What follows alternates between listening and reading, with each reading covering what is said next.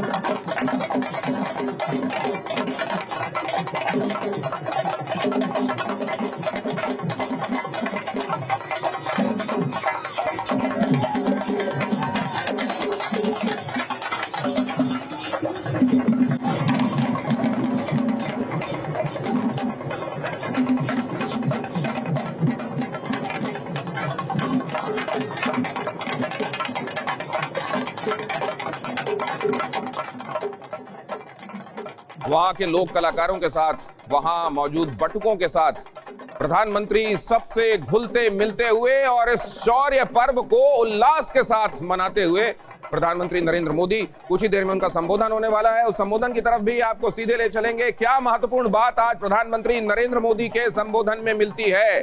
प्रधानमंत्री नरेंद्र मोदी ने प्राण प्रतिष्ठा के बाद अपने भाषण में कहा था, राम चेतना से राष्ट्र चेतना की बात होती है। यहां से हम राष्ट्र के विकास का संकल्प लेते हैं। आज यहां प्रधानमंत्री नरेंद्र मोदी जब उद्बोधन करते हैं तो कौन सी वो बात है जो सूत्र वाक्य के तौर पर देश के लिए निकल कर आती है, उस पर हमारी निगाह बनी रहेगी। लेकिन जब विवेक श्रीवास्तव ये कहते हैं कि कल्चर नहीं होती देश की पहचान, इतनी सांस्कृतिक विविधताओं वाला देश भारत देश और वहां की संस्कृति, उस संस्कृति को एक सूत्र में पिरोने वाले न जाने कितने धागे वो विवेक श्रीवास्तव को नजर नहीं आते। मतलब ये कि ये कल्चर, ये डाइवर्स कल्चर और उसमें यूनिटी, ये जो देश की पहचान है, विवेक श्रीवास्तव के मुताबिक वो बात दे सकता हूं, वो बात नगण्य है। वो गिने जाने लायक नहीं है। पहचान वो नहीं होती है। आप विविधता की बात नहीं कर रहे। You are saying one nation, one religion, one culture, one language. Hindi, Hindu, Hindustan, जो ये अवस्थी जी और ये दिनेश जी बोलते हैं, मैं इसके खिलाफ हूँ। डाइवर्सिटी की आप कहां बात कर रहे हैं? आप बोलिए। कौन डाइवर्सिटी के खिलाफ है? आप बोलिए। इस्लाम ये डाइवर्सिटी में आपने किसको किसके ऊपर हमला करते देख लिया डाइवर्सिटी के हिसाब से? आप बोलिए ना। आप तो एक धड़े से मैं दिनेश जी बोल रहे हैं। मैं खबर आक्रांता हो सकता है। आप निजेश कुछ कह रहे हैं, उसके बाद ओम जी मैं आपके पास आ रहा हूं। आप इसमें टिप्पणी करना चाहते हैं? आपके पास 30 सेकंड। आप निजेश जी। विवेक जी कह रहे हैं क्या यहाँ पे प्लूरिटी है?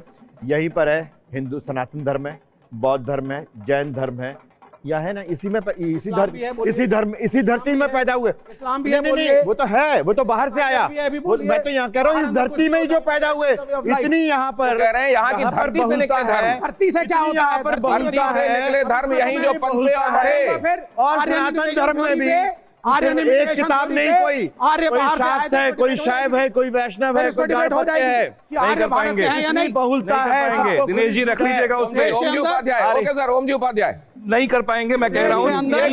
आपके माध्यम से फौरन बात आ रहा हूँ। आपके माध्यम से दर्शकों के सामने चुनौती देके कह रहा हूँ, विवेक जी को बुला लीजिएगा कभी भी प्राइमरी सोर्सेज के साथ आ जाए। आर्यन इन्वेजन पे डिबेट करें इस विषय के ऊपर। डिबेट कर लें। मैं करेंगे सर, करेंगे। अभी प्राइमरी सोर्सेज से बात करूंगा। और दूसरी बात, जिन लोगों को हमारी संस्कृति खटकती है, हमारा धर्म और अध्यात्म खटकता है, पता नहीं वो किस मिट्टी के लोग हैं, मुझे तो नहीं मालूम। आप उसका प्रयोग राजनीति के लिए करते हैं। आप उसका प्रयोग देश को बांटने के लिए करते हैं। ये आपकी समझ की कमी है। ये आपकी समझ की कमी है। हमेशा रहेंगे। अरे देश तो बट गया भाई। लेकिन उसका राजनीति, देश तो 47 में बट गया था। हम मुखालिफत करेंगे। देश तो बट गया था 47स में। देश को टूटने नहीं देंगे। अब नहीं बटने देंगे। तो आप लोगों की चिकन नेट तो है भी नहीं। आप लोग चिकन नेट काट करके बांटना चाहते हो, है भी नहीं। संसाधनों पर पहला हक मुसलमानों का, ये तो देश बांटने वाली बात नहीं है। नहीं है, वो छोटे भाई हैं। नहीं, ये देश बांटने वाली बात नहीं है। चिकन नेक को काट करके देश का एक और हिस्सा नहीं करेंगे। 1947 में चिकन नेक को हम काटने नहीं देंगे। अच्छा, आप एक इल्तिजा है मेरी आप सबसे। देखिए दिनेश कपूर जी, आप सब में वरिष्ठ हैं, आपके जितनी ऊंचे डेसिबल पे वो बात नहीं कर सकते, इसका मतलब ये नहीं कि उनको बोलने ना दे। प्लीज हम इस सब्जेक्ट पे वापस आते हैं। शौर्य दिवस जो शौर्य का प्रदर्शन हो रहा है, इतिहास साक्षी है कि हम जब भी हारे, ना तो हम में शौर्य की कमी थी और ना नंबर्स की गिनती में हमारे सोल्जर्स का कमी थी, तो उन घर के भेदियों से थी जिन्होंने इस देश को प्लेट में रख के विदेशी आक्रांताओं को हमारे यहाँ पर। अरे सर सुन तो अंग्रेजों में क्यों नहीं थी वो कमी? अरे सर सुन तो लीजिए। आपके सो कॉल्ड आक्रांताओं में क्यों नहीं थी वो कमी? यूरोपियन में क्यों नहीं थी वो कमी? जापानी और चाइनीज में क्यों? विवेक जी एक बड़ा विनम्र सवाल। विवेक जी इसका उत्तर विवेक जी एक सेकंड, एक तो आप बोलने नहीं देते हैं। कन्वीनियंस से इल्तजा की थी कि आप उनको बोलने दीजिए, आप बीच में टोकते हैं। नहीं, मैं एक प्रश्न आपसे पूछ लेता हूँ। आप ही के में क्यों? नहीं, एक विवेक जी एक सवाल मेरा है आपसे। चीन में कौन कौन से धर्म है? अरे भैया, चीन के अंदर प्रोटेस्टेंट, कैथोलिक, ताओ, बौद्ध, मुस्लिम, इस्लाम भी वहां पर है। क्या हालत है इस्लाम की वहां? उइगरों के साथ क्या था? बोलिए ना। चीन में सब बढ़िया है, यहाँ भी सब बढ़िया होगा। बना दीजिए कम्युनिस्ट। मस्जिद तोड़ के टॉयलेट बनाया है चाइना ने। अरे कहां रहते हैं? अब बोलिए चाइना पे आप। मुझे आप अमेरिकन प्रोपेगेंडा में मत घसीटिए। ये अमेरिकन प्रोपेगेंडा हो गया। नहीं, एक सेकंड, ये अमेरिकन प्रोपेगेंडा है। और जब वहां का अमेरिका का राष्ट्रपति का डेड इकोनॉमी, तो वो प्रोपेगेंडा नहीं है, वो पूछ पकड़ कर उसकी पूछ पकड़ कर नाचने लगते हैं। ओम जी उपाध्याय, मैं फिर वही कह रहा हूं कि संस्कृति हमारी मूल है, मुझे हमारी दो धर्म सेंटेंस हमारी पूरे धुरी नहीं है। करने दिए। एक मिनट, धर्म हमारी धुरी है और इस एक बात बहुत स्पष्ट है कि हम नहीं, अपनी जड़ों से जुड़ेंगे तभी ऊंचा उड़ेंगे। हमें अपनी जड़ों से जुड़कर ही ऊंचा उड़ने, जितना मजबूत हमारा धरातल होगा ना, उतनी ऊंची हमारी उड़ान होगी। और ये इस देश ने पिछले 10-12 सालों में, जिस समय हम जिसको कह रहे हैं ना कि हम फिर पुनर्निर्माण की बात कर रहे हैं, जिस संकल्प की बात कर रहे हैं, उसके माध्यम। अरे भाई साहब, 1947 में विवेक जी एक सेकंड सुनिए, मेरी बात तो सुनिए। आप दिनेश कपूर जी को भी बीच में आपने बट इन कर दिया। अब अनइंटरप्टेड दिनेश कपूर जी को 2 minute, please go ahead sir. Please. मैं बस इतना कहना चाहता हूं कि अगर हमने अभी भी सबक नहीं सीखा सोमनाथ से, जैसे और पुराने बहुत सारे, जैसे कुतुब मीनार है, हमारे मंदिरों को पता नहीं कितने हजारों लाखों मंदिरों को, अगर हमने अब भी सबक नहीं सीखा और अब भी हम एक नहीं हुए, जो मोदी जी करने की कोशिश कर रहे हैं और बड़े हद तक सफल हैं, अब उनको क्रिटिसाइज़ करना है तो वो तो कोई भी किसी भी वक्त उठ के कह सकता है। लेकिन ये याद रखिए कि हमने अपने आप को अगर एक करके अपना शौर्य नहीं दिखाया जैसे ये दिखा रहे हैं आज, तो हम फिर से बटेंगे। क्योंकि आप लोगों जैसे ही लोगों से, आप लोगों से मेरा मतलब वामपंथियों, इस्लामिक कट्टरवादियों, आप इन सब की वजह से इस देश की कमोबेश स्थिति, इस देश की, अरे यार सुन तो लो, फिर बात डिबेट को कहीं और ले जाएगा। हिंदू कट्टरवाद पे बात करेंगे तो फिर कहीं और चले जाएंगे ना। नहीं, आप बात तो करने की बात पूरी सुन लीजिए, पॉइंट नोट कर लीजिए अपनी बात की। हाँ, अपना पॉइंट बारी पे बोलिए ना, बारी पे बोलिए। एक छोटा सा मुझे आपत्ति है दिनेश जी को बोलने दीजिए। हाँ नहीं, इस पे आपत्ति है, इनको एक बार कह दीजिए कि अपनी बारी पे बोलें। हाँ मैंने कह दिया उनसे। हाँ, दिनेश कपूर जी, तो बस मेरा ये कहना है, इतना ही कहना है कि जिस शौर्य और पराक्रम की वहाँ पर झलक हमें दिख रही है, इस पर हमें गर्व होना चाहिए, क्योंकि अब हमें ग़ज़बा हिंद से कोई डर नहीं है। अब हमारे जो लीडरशिप है वो कैपेबल है इस बात की, जो आप कहते रहते हैं कि हिंदुओं ने ये क्यों नहीं किया, हिंदुओं ने वो क्यों नहीं किया, वही विवेक जी अब ये कर रहे हैं कि हम नहीं बनने देंगे इसको इस्लामिक राष्ट्र।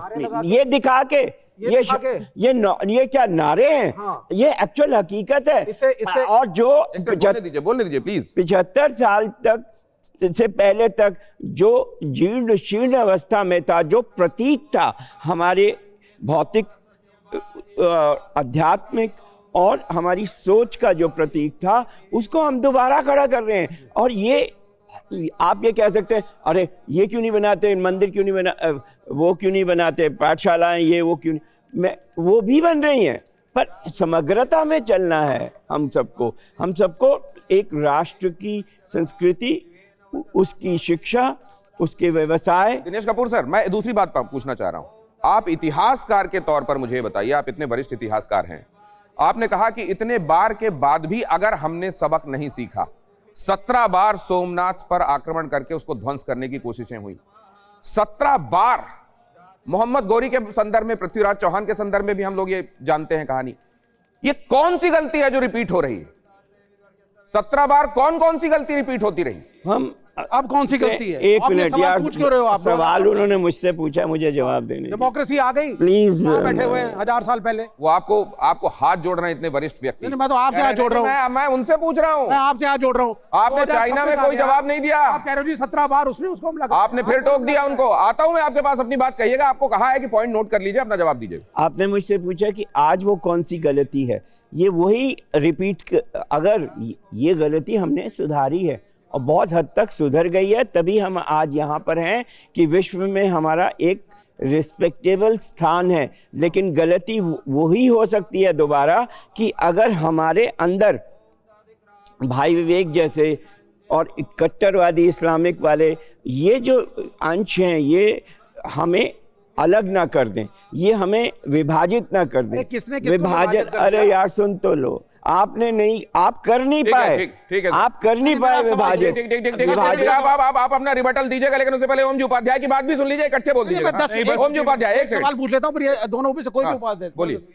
भाई 1947 में जब देश आजाद हुआ, 90% हिंदू, हमारा ही समाज, हमारा ही धर्म, हमारे ही लोग, किसने किससे चोरी करी? और उसके बीच पुलिस में वाला हिंदू लूटेगा किसको? हिंदू। और उसके प्राइवेट अस्पताल का डॉक्टर अरे हिंदू, जब लूटेगा विभाजन किसको? Hindu. MP, MLA, IAS, IPS, वकील, क्लर्क, सरकारी स्कूल टीचर जो काम नहीं करते हैं, भ्रष्ट है, कौन? हिंदू। कौन किसको लूट रहा है? हिंदू को लूट रहा है। खतरा किससे है? बांग्लादेश में सब ठीक है ना विवेक जी? खतरा किससे है? बांग्लादेश में सब बढ़िया है ना विवेक जी? बांग्लादेश में सब ठीक चल रहा है ना विवेक जी? बांग्लादेश में सब ठीक चल रहा है ना? बांग्लादेश में मेरा देश भारत है, आपका देश। चाहिए थोड़े दिन रह के आइए बांग्लादेश में, पता चल जाएगा। ये भाषणबाजी जो करते हैं आप जब गलत बातें करते हैं, ओम जी, एक हसीना को यहाँ विषय मुझे माइक दे दीजिए, मेरी आवाज आपको खतरा मुसलमानों से नहीं है, हिंदुओं को खतरा। ओम जी, कौन कह रहा है मुसलमानों से खतरा है? कोई नहीं कह रहा मुसलमानों से खतरा, वो कह रहे हैं कट्टरवादी सोच से, कट्टरवादी मुसलमान।